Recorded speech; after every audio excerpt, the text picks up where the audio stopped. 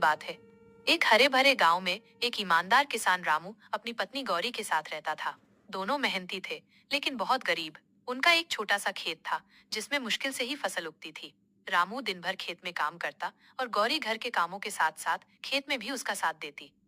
एक दिन रामू खेत में हल चला रहा था, तभी अचानक पास के पेड़ से एक घायल बंदर गिर पड़ा।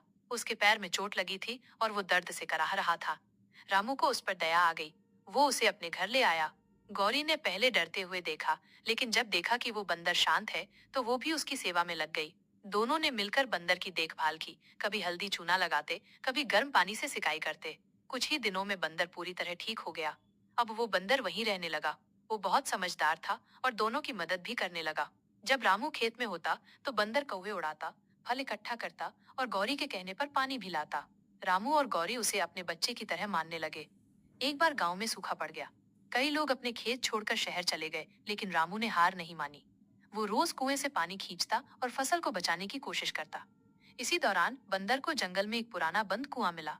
वो रोज वहां जाता और देखता कि थोड़ी थोड़ी नमी जमीन में बची है। उसने रामू को उस जगह चलने को कहा।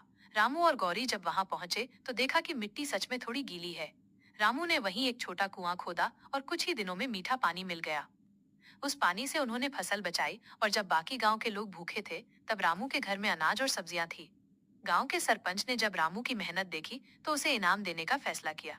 लेकिन कुछ जलने वाले लोगों ने कह दिया कि रामू की सफलता तो एक जानवर की वजह से है, इसमें उसकी कोई मेहनत नहीं।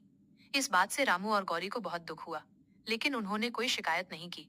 उन्होंने कहा, अगर हमारा साथी बंदर हमारी मदद करता है, तो इसमें शर्म की क्या बात है। असली साथी वही होते हैं जो मुसीबत में काम आते हैं।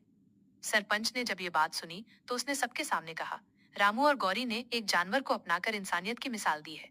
और यही असली इंसानियत है। रामू का खेत अब हरा भरा था, गांव में उसकी इज्जत थी, गौरी खुश थी और बंदर अब परिवार का हिस्सा बन चुका था।